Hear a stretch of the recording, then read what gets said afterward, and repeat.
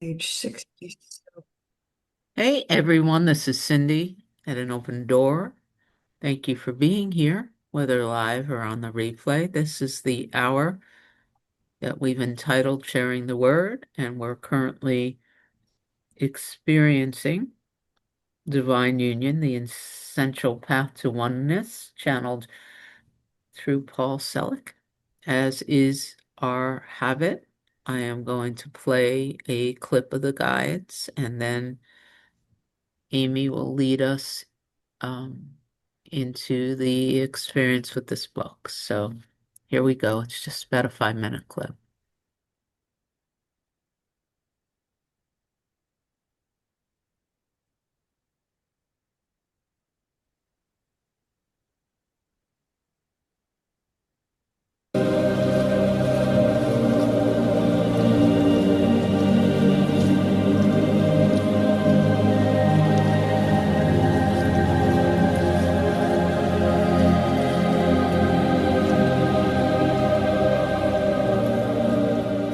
The blaze, which is the divine spark in ignition, is what is being addressed in these classes, and the blazing of one human soul in its fine and full way, I am of God, I am in God, I am with God, claims the same for all that they encounter.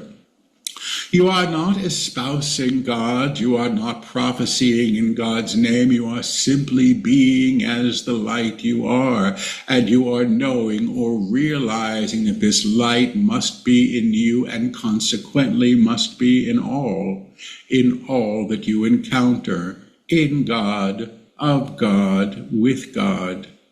Now, to say I am in God and to know that this is true for all is an equivalency that can be claimed.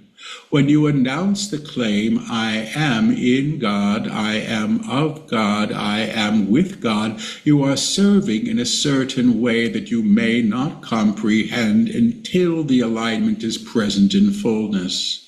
The claim I am in God is the universal claim of equivalency, because God must be present in, of, and with all things. And your alignment at this level is not pretending that you are one with God. It is saying that you cannot not be. It must be so. It can be so. It is so. Nothing is claimed as absolute until it is first claimed as potential.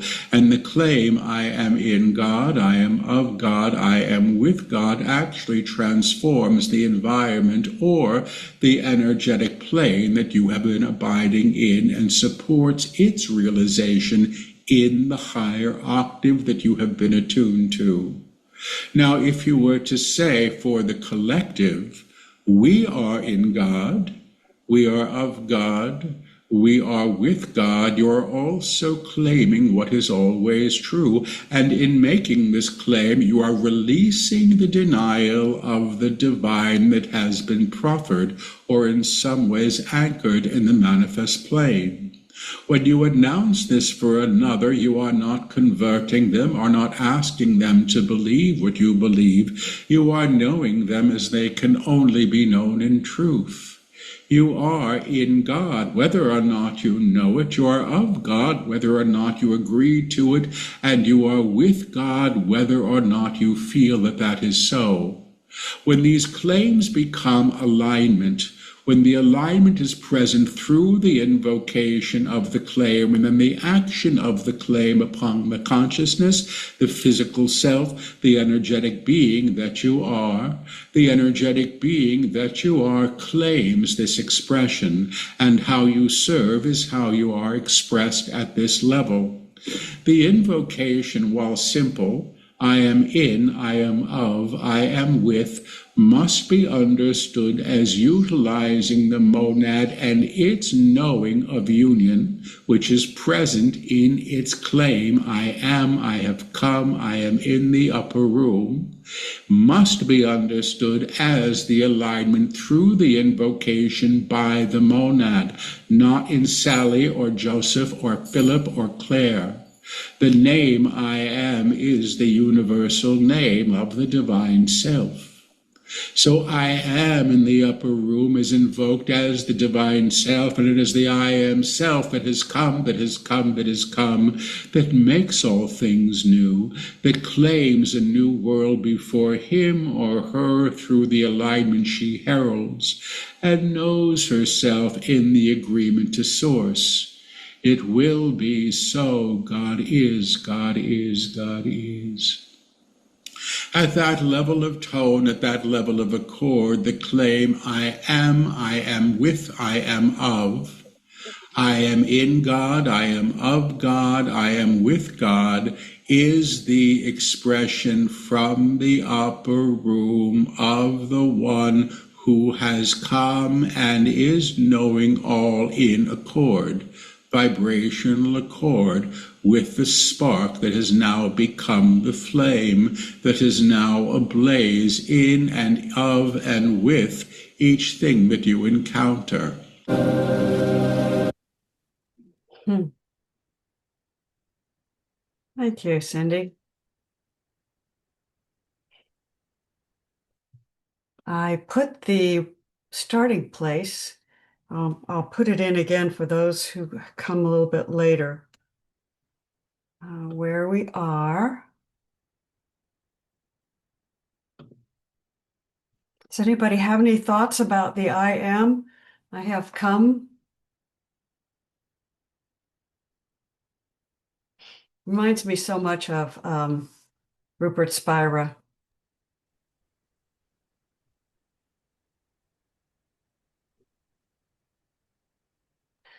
Oh, Suzanne, good Um, morning. I do. When I first started this, I was wanting to change. I thought that I am in the upper room. I have come, I have come, I have come, and all behold, I make all things new. Had to do with something I did. And hearing this over and over and over, all we're doing is we're denying the divine in whatever it is that we have our attention on. We're not doing anything. We're just acknowledging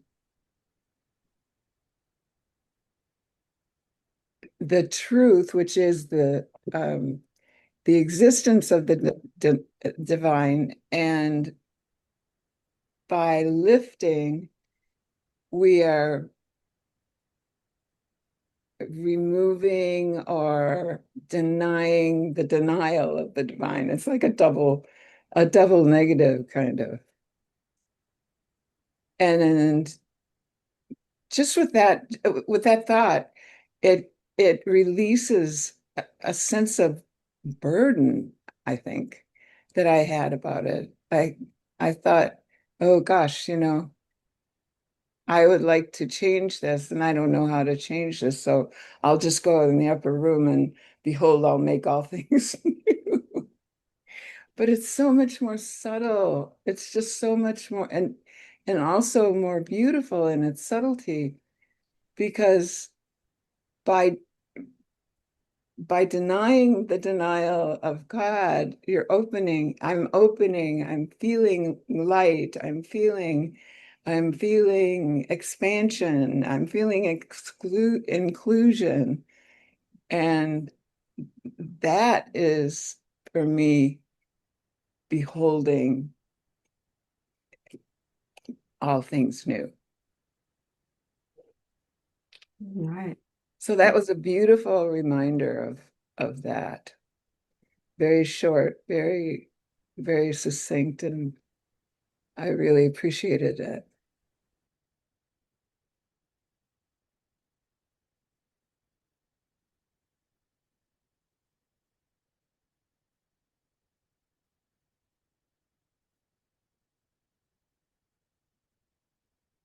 I truly feel like just sitting here and being the I am together.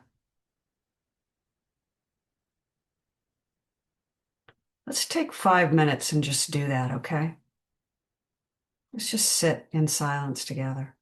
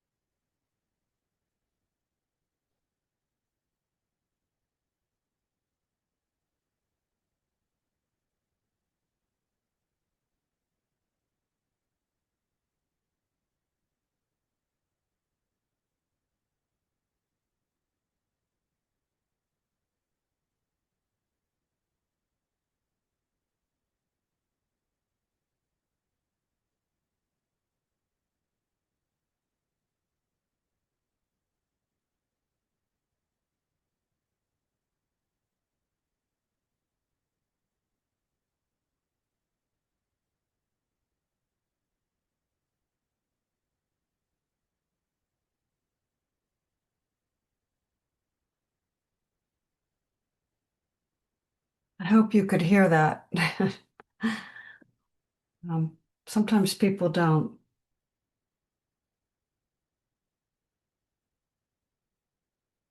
I've put where we are in the bottom of the chat or in the chat. Does anybody not know where we are?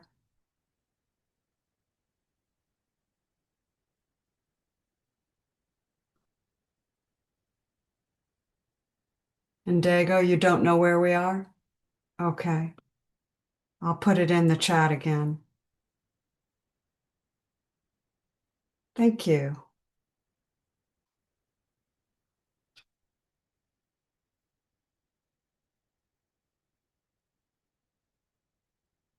Does anybody have anything to share before we start the read? How's everybody's morning been? Good.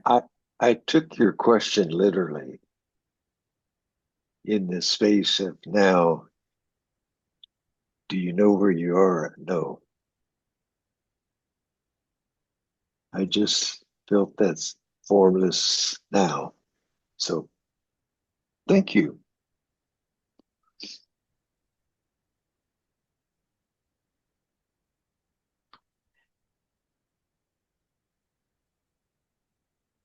Okay. So not knowing opens up a space. All right. Who wants to read this morning? Otherwise, I'm just going to go across my boards, which is Cindy, Susan, William, Sandra, and Diego, and John. Okay. So Cindy, why don't you start us out, if you would? Certainly.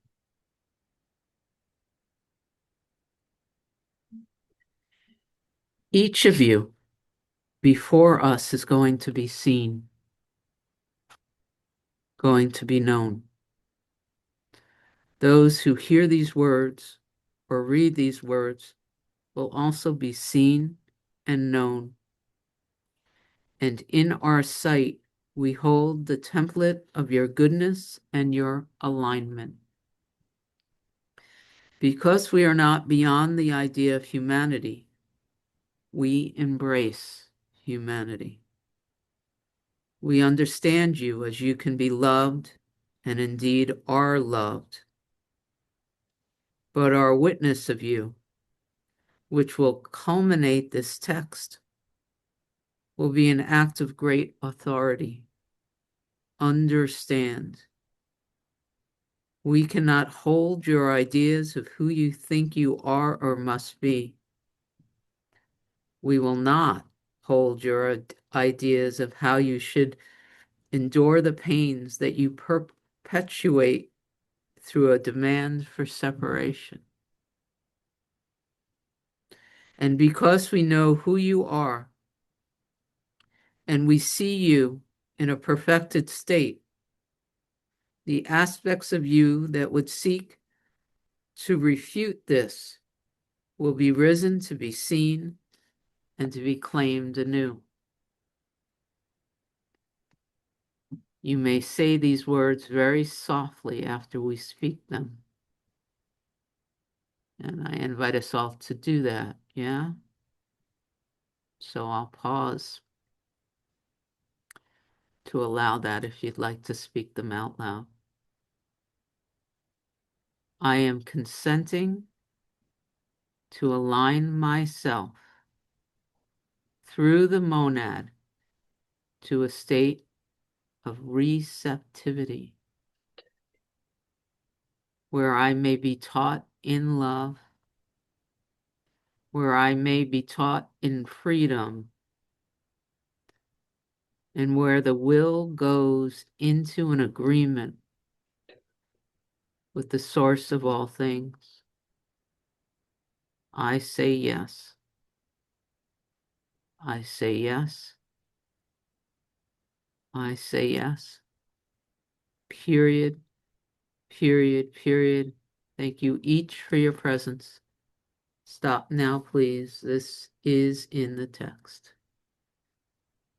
I say yes.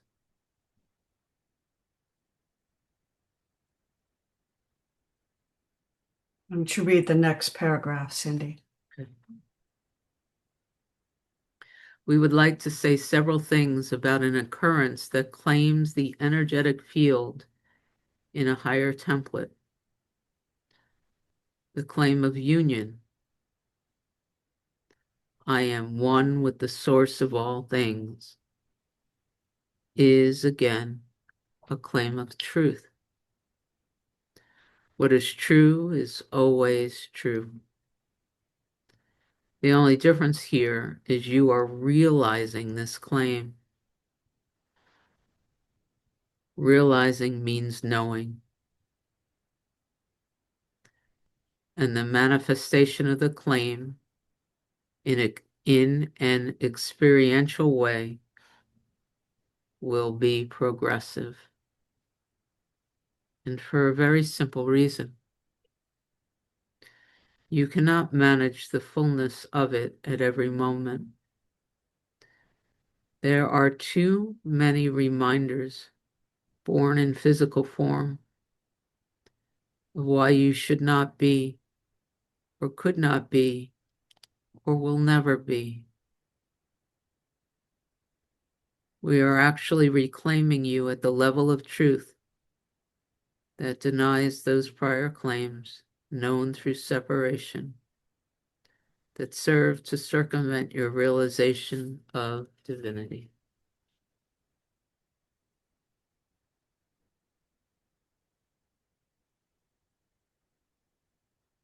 I'd just like to say there's been a couple of words showing up in my space lately. One is the intention to be receptive to the highest vibrational realization that I can receive, integrate, embody, and express.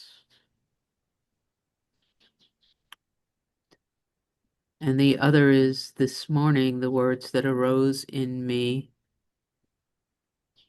which was different than previous experiences was the invitation to, there's a lot of energy moving through me, be in the space where stillness is. And I found that I was able to drop into that space, and from that space hold the experience of the body, but from this place where stillness is. And it's different than the invitation to be still. And I don't know how to put it into words differently than that, but it felt like a space, and dropping into it, and then holding the body while resting in that space is an interesting, extraordinary experience. And that's what I got for now. And I say yes to this. Thank you.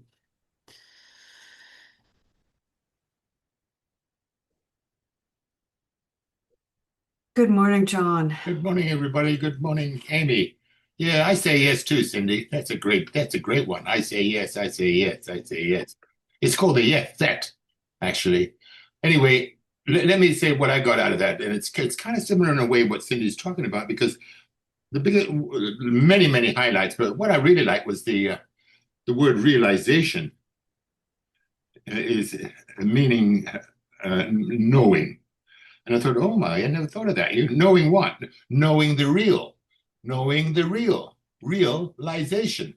And that was like a light bulb went off, because it's in contrast, direct contrast on previous page. It says, we cannot hold your ideas of who you think you are or must be. You will not hold your ideas of how you should be. The pains that you perpetuate through a demand for separation. So we got this demand for separation going on, and wondering what the heck's going on, in direct contrast to this the realization. Oh, that's knowing. that yes, I am one with the source of all things. So it's really like it's like what do you call that? Anyway, it's a schizophrenic idea. One guy idea going one way, and the other idea going the other way. So it's something really worth to be saying. What to figuring out what I'm saying yes to, John. That's what I got. Thank you. I hadn't thought of realization like that. So that's a nice way to look at the word.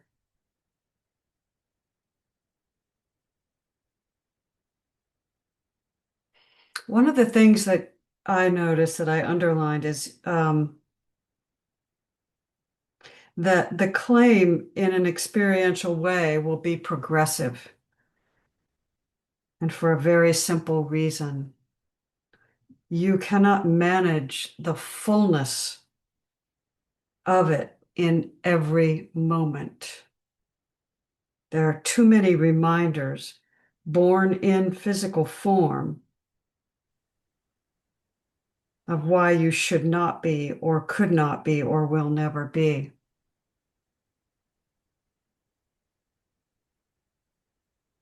The other thing, Amy, that word I was missing was ambiguity. We're wandering around in ambiguity, wondering what the heck's going on, and just figuring out, oh my goodness, why am I so confused? Well, that's why we're confused because we're trying to believe two opposite things. We've got to get some clarity on it. But I think the guy's done a good job writing that first page for me. All right. I am one with the source of all things.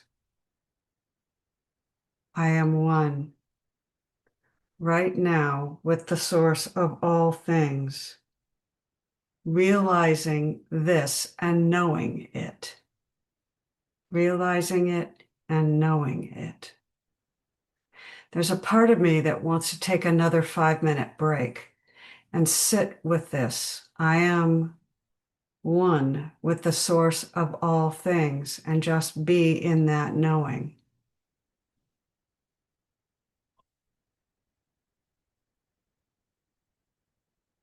William has his hand up, so let's hear from William and see whether we want to do that or not. That would be fine. I just see that the demand for separation, it's like the fear that demands separation, when in fact, the statement, we understand you as you can be loved and are indeed loved. And I like we're only managed at the level that we're aware of, and how there are many more levels. And so being reclaimed at the level of truth instead of what I demand by my level of separation. I just see that, oh, let go, let go. Yeah.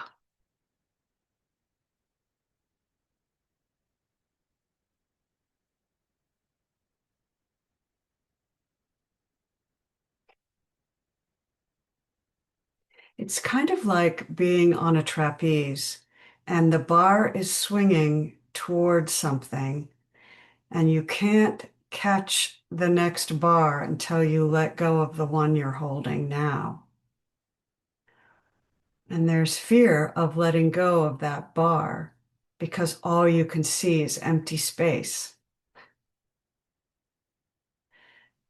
And what the guides are really saying is the next bar is the empty space.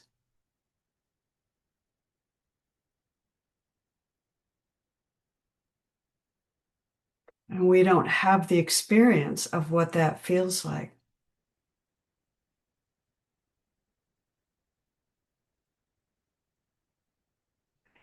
So let's sit for another 5 minutes, unless someone really doesn't want to. And let's sit in, I am one with the source of all things.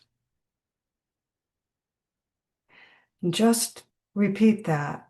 And if your mind starts to wander, just bring yourself back and let those words inform your moment.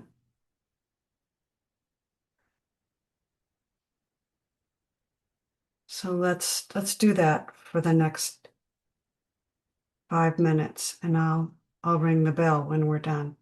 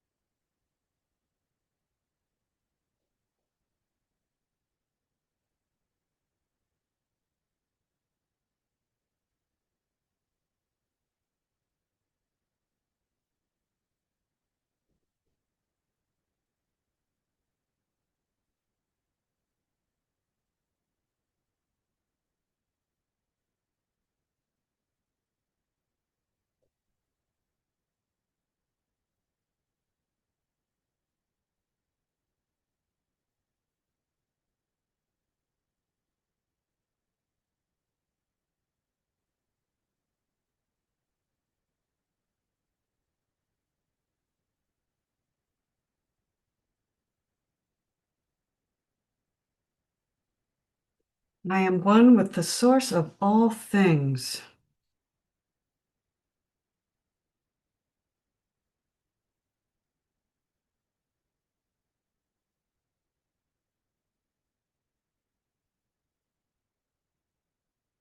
How was that?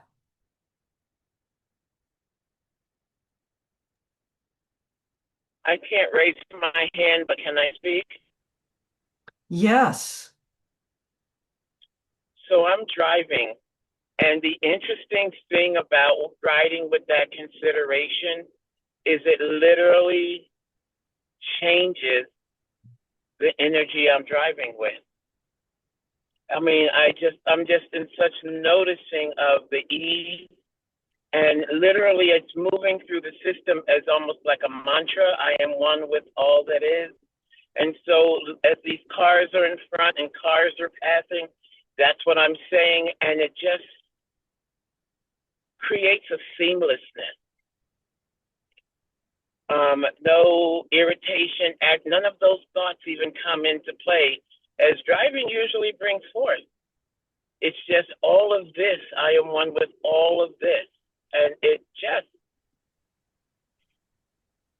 gives me that floating with feet up kind of feel. Mm. So it's really an interesting experience to be driving and to be constantly reminding myself that every single thing I see and am encountering, I am one with. Holy cow. That was a great description, Lonnie. Thank you. I love that. Thank you very much. Suzanne, how was that for you? So an interesting thing happened to me while I was holding that thought. Um, my I told my daughter, I sent my daughter a text and I told her that I was going to be doing a Zoom, and my apartment is part of their house. And normally when I have a Zoom, I have my door closed. And otherwise, I just send them a text. So my door was still open, and she came downstairs and was rummaging around my house when I'm, trying to be in this space. And then as she's doing that, I'm having the thought, well, she also is, a divine part of source. And as soon as I was able to accept that, all the surprise and confusion and a little bit of irritation just melted away. And I think that's what Cindy might have been getting at when she said, you come from this place of beingness, no matter what is happening around you. So yeah, it was a very interesting, and I'm grateful for having that experience. Thank you. That's wonderful. I love this walking and chewing gum at the same time. That's what folks are doing. Yeah. This is having the experience, right? And the knowing of it through the experience of it. Beautiful. So beautiful. Edgar Casey, most of you know who Edgar Casey was. If anybody doesn't, he was a channel that did a lot of healing in 30s, 40s, 50s, and I think he died in the early 60s. And he started the Association for Research and Enlightenment, which is where I got my master's degree in psychology. And we took a meditation class, and I'd been doing all kinds of non-dual meditation, all kinds of different meditation, open awareness meditation, all kinds of things. And this meditation class, Edgar Casey said, look, it's one thing to meditate. There are many forms of meditation, as the Buddha said, but it's not a waste of time to meditate upon a single sentence or a single word. Why empty your mind when you can fill your mind with the truth? And so meditating on I am one with the source of all things and using that as a mantra and saying it and then going into the quiet, saying it and going into the quiet, and saying it and going into the quiet lifts your vibration. It is actually a way of lifting the vibratory quality of the now moment that you're having. And it's a really interesting way of experiencing how the divine enters the moment when you acknowledge reality, realization, and then open to whatever arises. So I put that out there. Suzanne, do you still have your hand up? Okay. I just wanted everyone to know that I just received a text from my daughter saying, "I'm sorry I didn't see my text earlier." Mm. And I'm sorry for what did she say? Uh I'm sorry for interrupting. I didn't see this text until now. All right. Well, Suzanne, you're next on my list to read. So do you want to read the last paragraph on page 68 and go to the middle of page 69? Sure. Thank you. Okay. So heresy is the denial of the divine. The denial of the divine comes in many forms and has nothing to do with religion. Many religions deny the divine by telling you what God cannot be or what God could not come as. Until it is a cosmic God, a universal God, a God that expresses beyond the idea of separation or limitation, you will be parading a religion at the cost of realization. Now, religion again can be useful. We're not denying its use. But when you begin to move to the idea of God beyond a personal God or a God beyond a religious icon, you move into universality. And universality means, again, as we say, all things. Not just all things on the planet you know as your world, not all things in your convenience, my coffee cup, my child, my marriage, but God as all things, every thought, every occurrence, every dimension or lower idealization of what could have been, and the higher that must be present as well. God as lower vibration is deeply confusing. But once again, if everything exists in tone or in vibration, all the lower is a more dense and colluded version of a reality that can be made manifest. The idea of hell, a dense field without God, is simply the lowest you can imagine, the denial of the divine. A shadowy world is a world with some light and some darkness. Now, we are not speaking literally. Day and night are fine. We are not denying the darkness. We are saying the darkness must also be of God.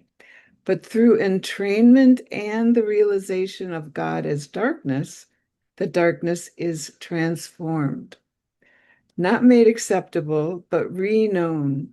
Not fixed, but transformed. Wow. That last sentence, or the sentence before that, is pretty dense. I'm going to read it again. We are saying the darkness must also be of God, but through entrainment and realization of God as darkness, the darkness is transformed. Okay. Not made acceptable, but reknown. Not fixed, but transformed. Okay. Thank you. You want me to keep going? No, if you would hold off a little bit, there was a lot in there, I think, and I want to just give people a chance to just feel this through. There she is. She's got her hand up, Lonnie. It's such an interest that the way that they talk about this. And I'm not trying to turn this into something controversial, but I think about how black and darkness has been vilified throughout our civilization. And these words say that it was always of God, but it was humanity's perception of it that turned it into something else.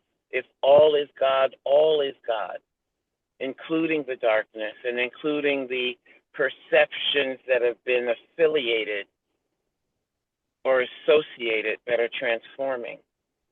You know, I think about Black people and about how they've been vilified because of their Blackness, and I'm having a dark thought and I'm in a dark mood, all of that, how that's been just again and again this statement of separation and the denial of the divine.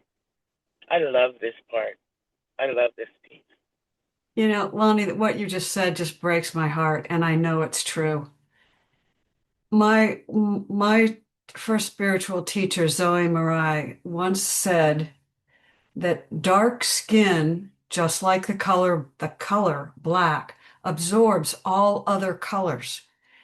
And therefore, people with dark skin also hold all other vibrations. And that light-skinned people reflect other vibrations and therefore don't hold as much light.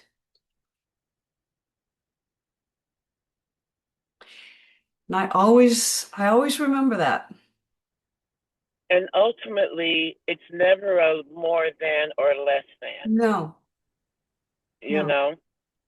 But when an entire sect of humanity has been taught that they are less than because of something outside of their control, it's just such a interesting bend on humanity.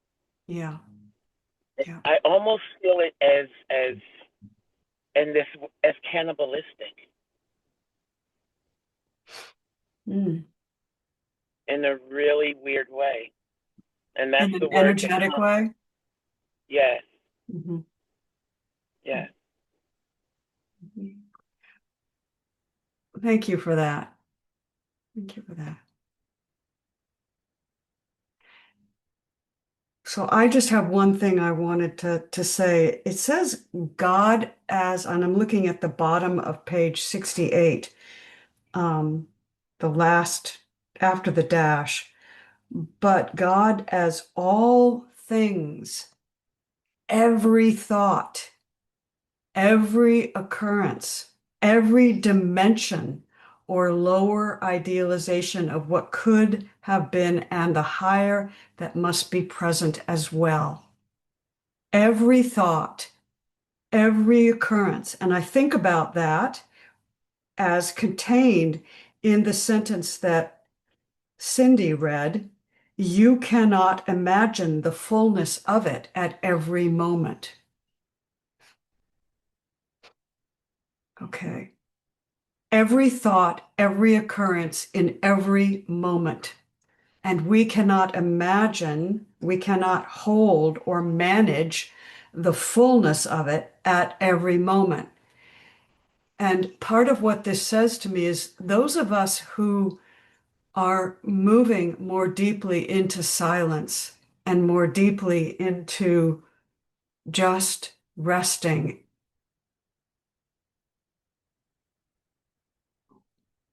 and being willing to hold whatever arises in the moment without constantly focusing on the external world, but are willing to sit in the silence, doing nothing, that we are actually doing so much more than we can even imagine. If we are doing that by holding the thoughts, the occurrences, all of it. So I just wanted to say that. That reminded me of something I watched this morning with Kyle Cease when he said, um, being nobody and being nothing is actually the highest form of being that we can have. Everybody's out there wanting to be somebody, be something important, do something in the world, but just being nobody is actually a really high thing. It's actually a really high way of being. John. Yeah, what you just reminded me of there is what my teacher used to say about all things. And he used to say, Dr. Fleet used to say, it's like a family going on a picnic in the woods someplace, you know, and there's a tiger waiting there. And the tiger snatches the baby when at an opportune moment. And you know, the God is in the tiger too, in all things. It's just a reminder, you know, that, oh my God, you know, well, what an example to use. But like all things is all things, the universality of it. Yeah, no exceptions, right?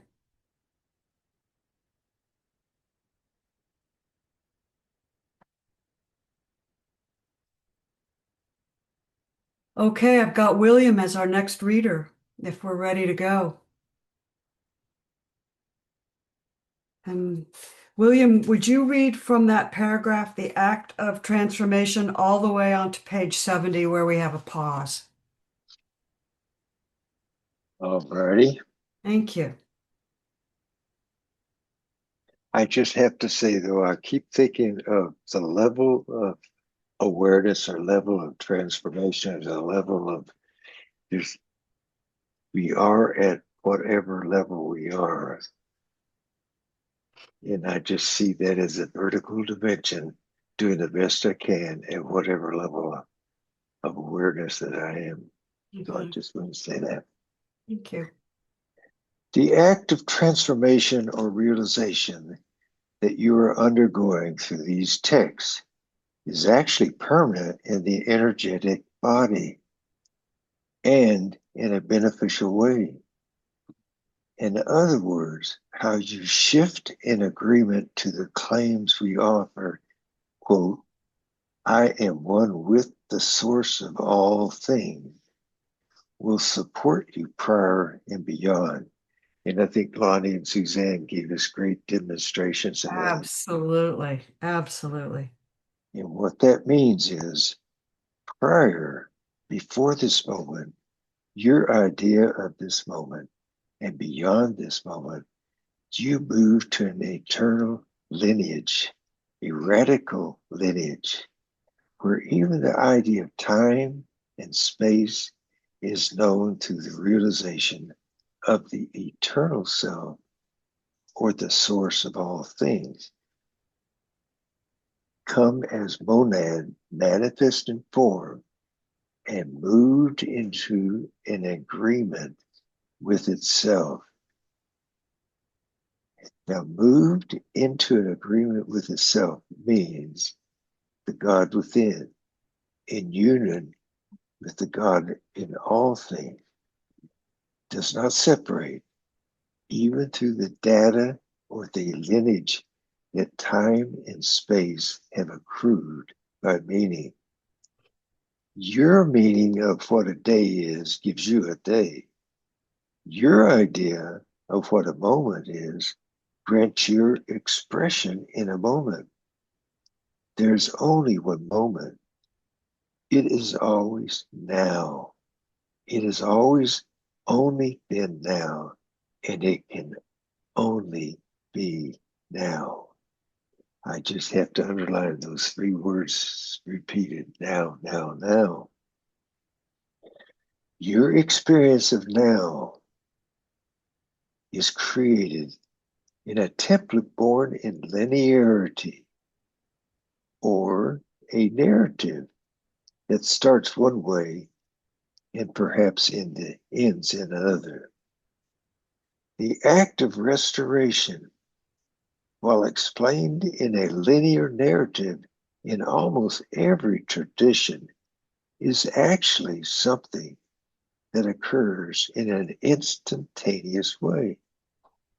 It is an occurrence, but the vibrational field, once realized, must acclimate the lower field and support its recognition of its vibration, whatever that might be, I add. So the aspect of you that knows actually encourages and retrains the aspect that is in the shadow by things indeed are lifting. To battle fear is to claim fear as a victor in its own terrain. Oh, I love that. To lift fear is actually to go to a level of tonality where fear does not exist. And by starving fear, not agreeing to fear, not going into consort with it, you will lift the vibration that was called fear to what it can only be, the source of all things known as fear. Hey, William, I Yep. think maybe you skipped something. Um, Okay. yeah. Tell me. Okay, good. Um, Skip the whole so page. yeah. One from page Ah, 69 to 72. You skipped the entire 70 and 71. Well, but oh my goodness. I guess that was my fear taking over.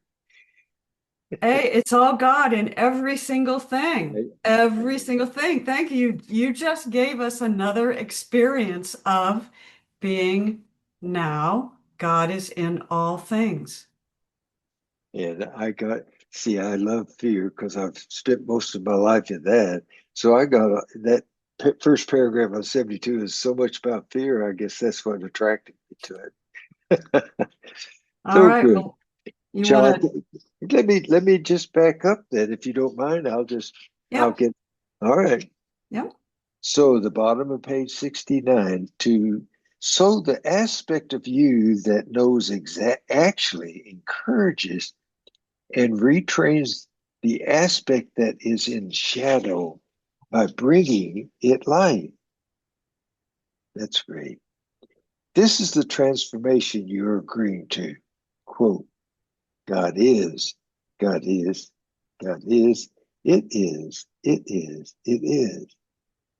It is being the idea beyond any idea of separation. God beyond the idea of God that has been fostered through culture or religious doctrine. What can only be? We will include this in the text. Thank you for your presence. Stop now, please, and don't go skipping up another page.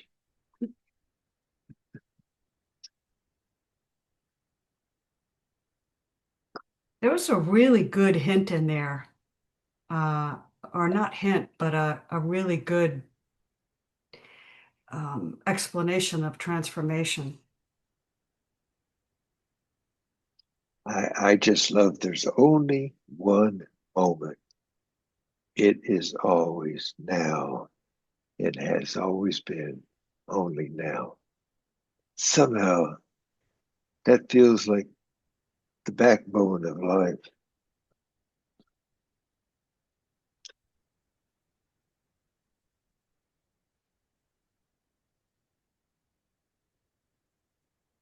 And then it says, your experience of now is created in a template born in linearity, or a narrative that starts one way and perhaps ends in another.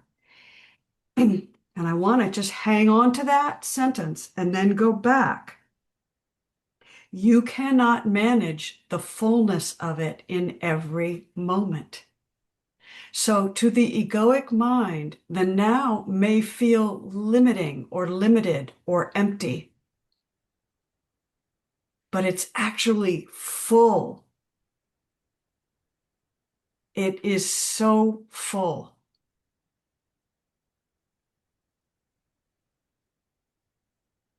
And then the last thing I want to say is that which understands, that aspect that knows, actually encourages and retrains the aspect of the self that is in shadow, bringing it light. And that takes us back to you are, and William says this, it may be something that I can only in my limited ability to know now hides from me my own unlimited beingness, right? Right. So it's at the level that I know I now. I gotta admit, what occurs to me often is, you know how we put on a coat if we're cold or whatever it is, some mask persona. I often use now as my persona. I like the way it feels. It keeps me warm, but really, really, really, do I really be in the moment? That is really a truth, William. I'm really glad you shared that. Thank you for that. Cindy. I don't know why there's tears in my throat. So, there's this linearity of time that's so interesting. And, if I just stick with, the body's 10 and then the body's 20 and then the body's 30, that's one thing, right? But I'm having this experience right now where I was fully invested and enmeshed in a body of teachings, the Mastering Alchemy teachings, 2010, 2011, 2012. So more than a dozen years ago. And there was an experience with them then. And then I let it all go. It doesn't even matter. But just in the last month or so, the impulse to re revisit um, occurred. And as I'm listening to these teachings, it's feeling like a folding back. And so I'm listening and experiencing the same teachings I did over a dozen years ago, but they're activating in me as if they were just waiting, A. And B, there's an understanding of infinitely less density in the sense of being a Cindy separate now. And so a whole different experience is unfolding, but not as if it was for the first time. There's almost this morning, I was listening and walking and knowing the teachings, and there was a happiness, I was home, like I was somewhere where I've always been, but for the first time, but always. But literally the idea of folding back on itself, the idea of linear time, the sense that my experience of it 12 years ago and my experience of it right now is happening only in the eternal now or the holy instant is very alive in me. And everything feels interestingly surreal in that. So this teaching feels like it's talking to that. Like linear time is only part of the dualistic experience.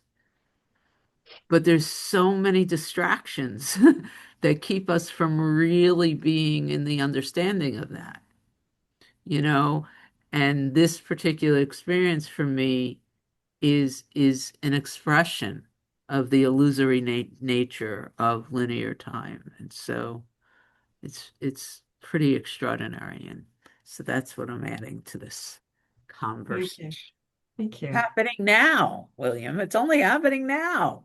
Well, isn't that what A Course in Miracles does? I mean, going back and rereading A Course in Miracles 10 years later and seeing the non-duality in it that I didn't really see before. It's just unbelievable. William and then John. Okay, so I just been reading Helen Hamilton's Dissolving the Ego, and I got to read because in her last chapter, she talks about the many different names for that place that has no name. There's 25 different words, and I've used a lot of them, and now being one of them. And it's like, come out, just be naked in front of the moment now, but don't use now because be there, but with no name. And so these are 25 names for that which has no name. So don't get attached to any name. And that's the tendency. I grab a name. Oh, that feels good. And I use it, and then, oops, let me change. Here's another word. It has a different freshness to it. It's not so sullied and dirtied the way I've been using it or misusing it or hiding behind it. Let me use that word. I'll call that presence. Oh my goodness. That's a great one. There's a book now. Study that book, The Presence Presses. Anyway, it's like I gotta confess. So thank you. Thank you. Yeah, presence is a word I've been using a little bit too, as well. It has such a richness to it, doesn't it? Presence. And I Well, like I like it the is, only it is, it is too. It is, it is, it is. Thank you, William. You had something else you were going to say. no, I said there are only 25 different names that you had. Okay. Oh, we could get through almost half a year just taking one a week.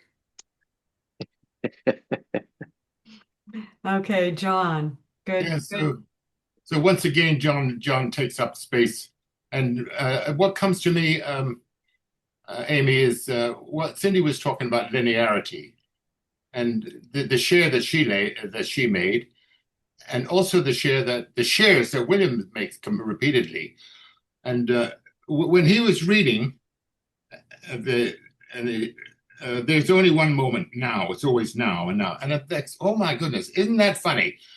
That's what William's always talking about, and now he gets to pick the. It comes, So that was the first highlight. The second paragraph is the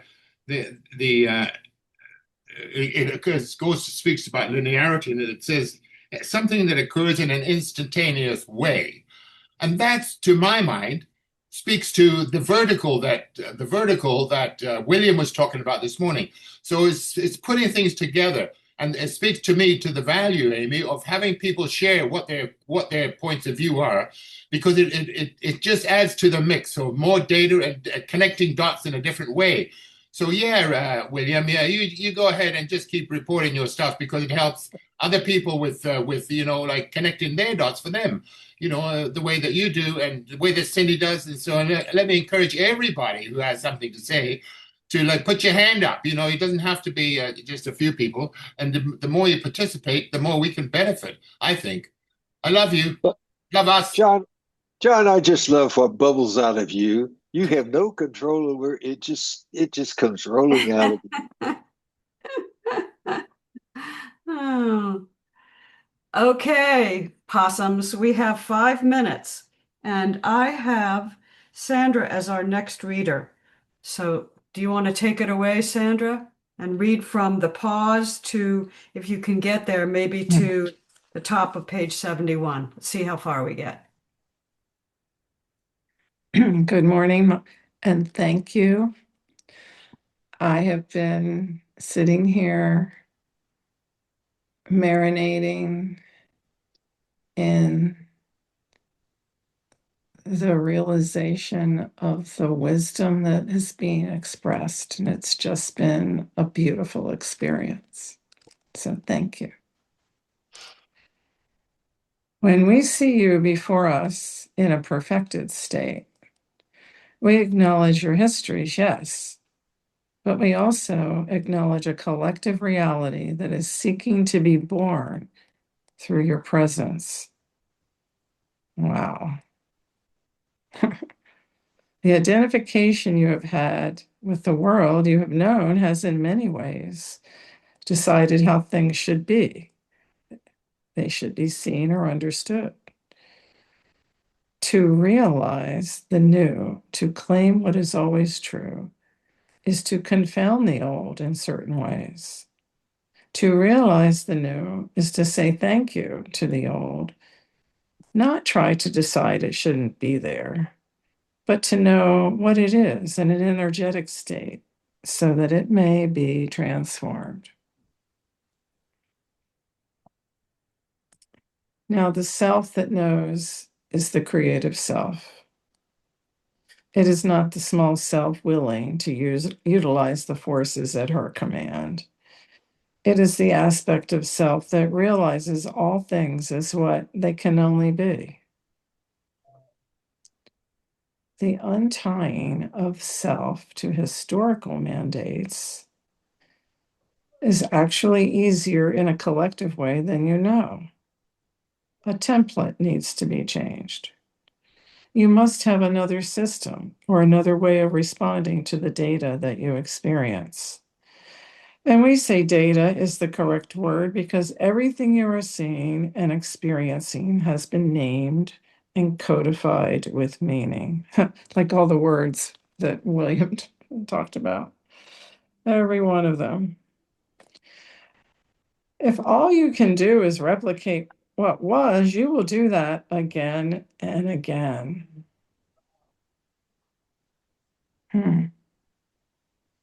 Now, what a template is an anchoring of a new system that may be aligned to because unity already exists. You are not creating it, and that is the gift of the teaching. You are not conjuring anything here. You are simply relaying what can only be so through the systems that you hold. And because the systems that you hold are in fact of God, the translation of them from the lower field to the higher field is far easier than you think. And we are using the word intentionally easier. Stop making this a horrific struggle. Stop making this a struggle. Imagine you have a community that can be known in a different language. Unless that community is known and people begin to speak it, they will do what they have always done. They don't know anything other. In some ways, the language you use, the reality you see, is confounding to the new idea. Everything has been based in an idea of separation. A wall, a tree. How you've seen all these things has been through a lens that the divine is not present in them. When a community agrees to acknowledge the divine in the tree and the window, in time, the language of the town will relay this. Things will be known in a higher order and unconfounded by the density of the prior plane. Great. Thank you for that. Looks like we're done. I just want to say this word realization. I loved, Amy, that you kept going back to you cannot manage the fullness of this at every moment. That explains a lot, doesn't it? It does. And realization and knowing, like, there's so many things that I thought I knew for decades, I know how to solve an equation, that kind of thing. But it wasn't until, and Cindy mentioned going back to an earlier teacher, Emmett Fox redefined realization for me. And realization is so different than knowing about something or learning it in the old template. Realization is tasting it, it's consuming it, it's like marinating in it and just knowing it so intimately that you realize that it was always there and you already knew it. You already knew it. It's so familiar. And that's so comforting. And all of this reading, all of these books, like rereading The Course in Miracles, I totally agree with you. It's different now. It's because we've had a taste of realization, not because we learned more or we're smarter or we figured it out because we listened to some teacher. It's because we already knew it and then we tasted it. We didn't just see it or read about it in a book. So that's what I've been thinking as I listen to all of you in this beautiful opportunity to be with such beautiful people. Mm. Thank you, Sandra. All right, William's going to close us out. Well, I just see that the new template, the new system, it's a translation from whatever this level is to the next level. And I trade one word, whatever that might be, it has a freshness of meaning the moment of now. And then it begins to lose that as I move. Instead of using it for a higher level, now I slide back into. And as he said, people begin to speak. They will do what they've always done. They'll slide in letting the language define themselves on this vertical dimension. And I think everything's based on that idea of separation. As the divine guides keep pointing out, and yet there is the upper room. So I slide, and then there's the upper room. Anyway, I just see this kind of movement on that vertical dimension of now, presence, isness, whatever we use at the moment that seems to grab us in our heart. So that's why I think stories are so important, because one story begets a better story if we All right. allow the truth. All right. Thank you, William. Okay. I'm going to turn it back over to Cindy now. And I would encourage everybody to sit for 5 minutes as often as you want and say to yourself, I am one with the source of all things as your mantra, and see what comes up in the space between saying those words. Cindy, it's all yours. All right, let me stop this.